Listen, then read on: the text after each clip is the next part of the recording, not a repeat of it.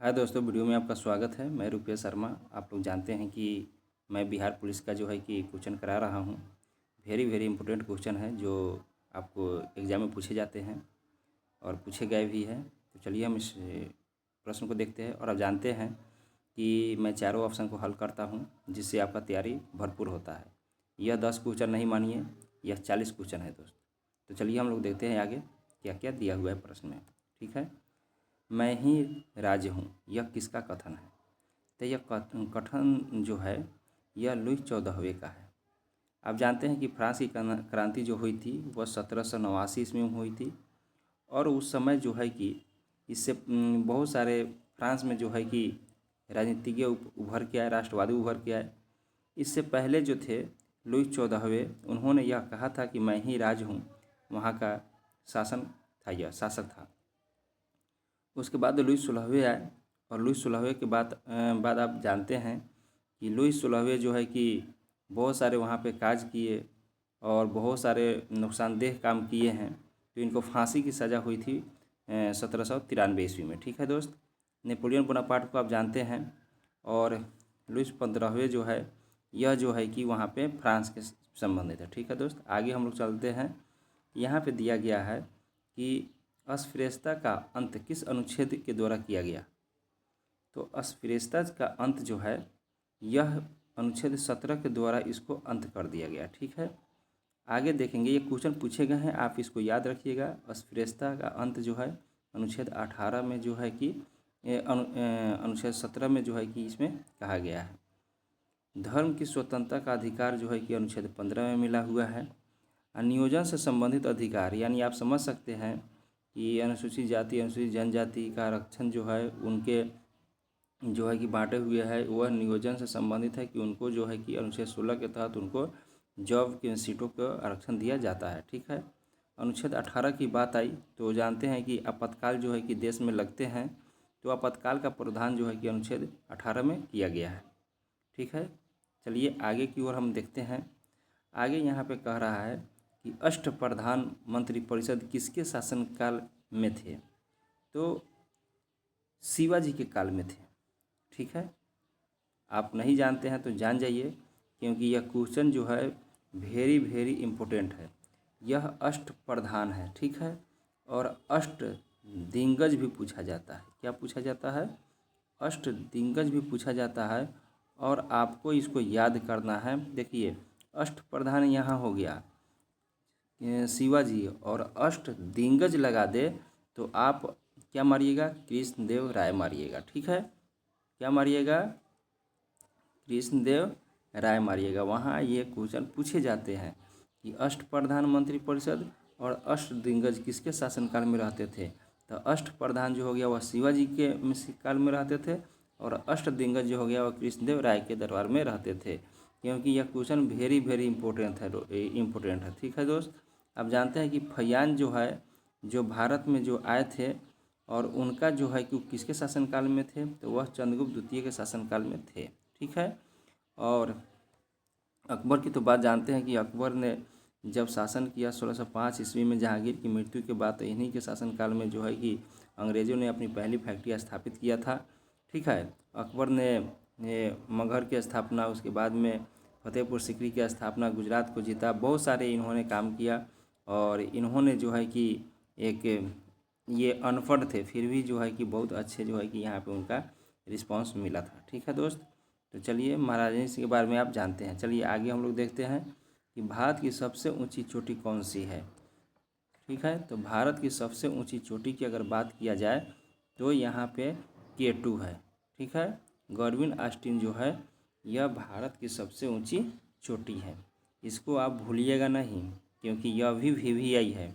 इस जो वीडियो में जो भी है वो VVI ही है, क्योंकि 10 क्वेश्चन कितने छांट कर लाते हैं ये आप समझ सकते हैं। ठीक है। तो भारत की सबसे ऊंची चोटी K2 है। ये पूछे गए हैं, BPSC तैयारी 3 में भी पूछे गए हैं।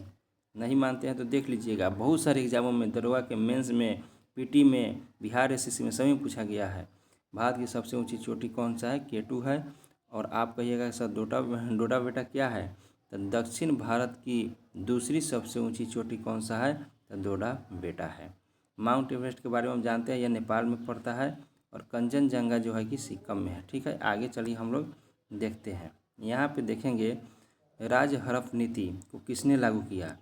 तो राज हड़प नीति को जो है कि यह लागू किया था लॉर्ड डलहौजी। लॉर्ड डलहौजी ने राज हड़प नीति के तहत बहुत सारे राज्यों को जो है कि मिला लिया था। उसके आप देखेंगे कि 1956 में जो है कि इन्होंने अवध को भी कुशासन के आरोप लगाकर उन्हें मिला लिया था। ठीक है, लॉर्ड लिटन की बात करते हैं तो इन्होंने जो है कि 1878 ईस्वी में वर्नाकुलर प्रेस एक्ट लाया था। ठीक है, चलिए लॉर्ड विलियम बेंटिंक के बारे में आप जानते हैं। और लॉर्ड हार्डिंग के बारे में जो है कि आपको बता दें कि दिल्ली को जब राजधानी बनाया गया उस समय गवर्नर कौन था, तो लॉर्ड हार्डिंग था। ठीक है, 1912 ईस्वी में। ठीक है, तो चलिए हम आगे देखते हैं। आगे कह रहा है यांत्रिक ऊर्जा को ध्वनि ऊर्जा में कौन परिवर्तित करता है। तो यांत्रिक ऊर्जा को ध्वनि ऊर्जा में जो है कि यह लाउड स्पीकर परिवर्तित करता है। ठीक है, क्योंकि आप जोड़ते हैं तार तभी तो ध्वनि बजता है ना। अब माइक्रोफोन जो है वह ध्वनि ऊर्जा को यांत्रिक ऊर्जा में परिवर्तित करता है। बांसुरी जो है आप जानते हैं कि हवा से बजाया जाता है बांसुरी। और सितारा जो है कि एक वाद्य यंत्र है। आगे देखेंगे भारत का नेपोलियन किसे कहा जाता है। कितनी अच्छे क्वेश्चन कि भारत का नेपोलियन, तो इसे यह कहा जाता है समुद्रगुप्त को। भारत का नेपोलियन किसे कहा जाता है, समुद्रगुप्त को कहा जाता है भारत का नेपोलियन। क्या किसे कहा जाता है, तो समुद्रगुप्त को भारत का नेपोलियन कहा जाता है। और आप जानते हैं कालिदास जो है एक कवि थे जो बहुत अच्छे जो है कि लेखक थे।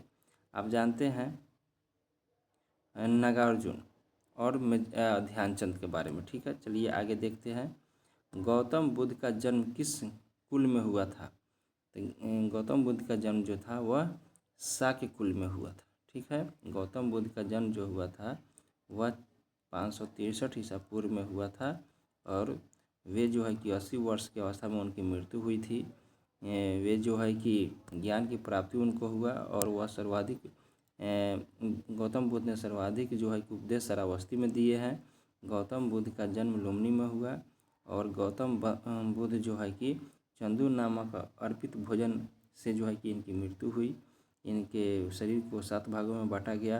ये सब आप जानते होंगे।